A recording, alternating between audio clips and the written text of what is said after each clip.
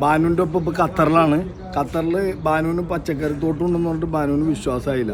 ഇപ്പോൾ ഇതേ പച്ചക്കറി തോട്ടത്തിലാണ് വന്നേക്കണം നമ്മൾ. ഇതേ ഹംസക്കാടെ വീട്ടിൽ പച്ചക്കറി ആയി തന്നെ ഇതേ ഇളവൻ പടവലോ അല്ല ഇളവൻ അപ്പുറത്ത് പടവല കാണിക്കാം. ഖത്തറിൽ ഓറഞ്ച് ഉണ്ടാക്കി കിടക്കണുണ്ടോ? ഇത് നോക്കിയേ,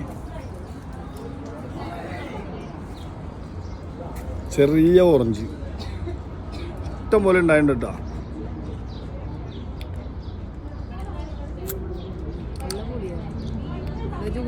ജ്യൂസ് അടിക്കാൻ പറ്റും. ഓറഞ്ചിന്റെ അല്ലി നോക്കി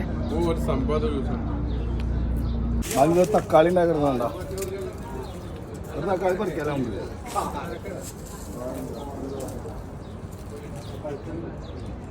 പിടിച്ചോ, തിന്നോക്കാം നമുക്ക്.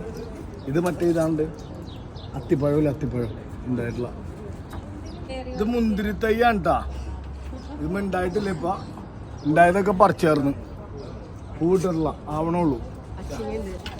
ഇതേ പയറുണ്ടായി ഉണ്ട്, പൂവിട്ടിട്ടുള്ളൂ.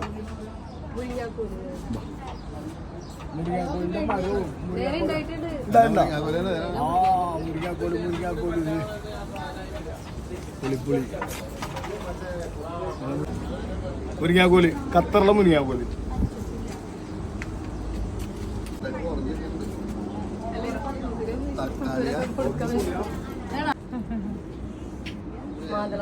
മാതള നാരങ്ങ.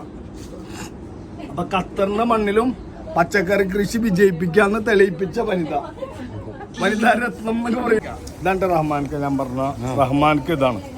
റഹ്മാൻക്കാടെ വനിതാ രത്നത്തിന് നേരത്തെ കാണിച്ചു തന്നിരുന്നു.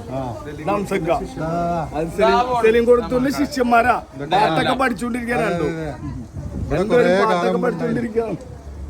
ഞങ്ങള് കുറച്ചൊരു ഗ്യാപ്പ് വന്നതാണ്. കല്യാണത്തിനൊക്കെ സെറിനെ കൊണ്ട് പഠിപ്പിച്ചിട്ടുണ്ട്. റഹ്മാൻക്കാടെ വീട്ടിലാണ് ഈ പച്ചക്കറികളൊക്കെ. ഓറഞ്ച് മുതൽ മുന്തിരി, അത്തിപ്പഴം, അതുപോലെ പീച്ചിങ്ങ, പടവലം എല്ലാം ഒരു വിധമുള്ള പച്ചക്കറി കേരളത്തിൽ എല്ലാ ഫ്രഷ് സാധനങ്ങളും.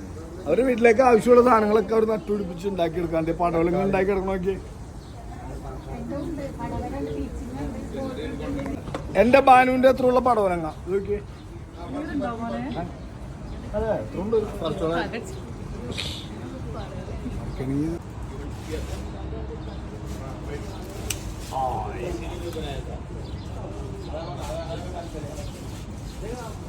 അപ്പൊ എല്ലാവരും ഹംസക്കാടെ വീട്ടിലൊന്ന് ഭക്ഷണമൊക്കെ വെച്ച് അൽഹംദുലില്ലാഹ് ഇനി ഞങ്ങൾക്ക് ഭക്ഷണം തരാൻ വേണ്ടി ആയുസ്സും ആരോഗ്യമൊക്കെ തരട്ടെ.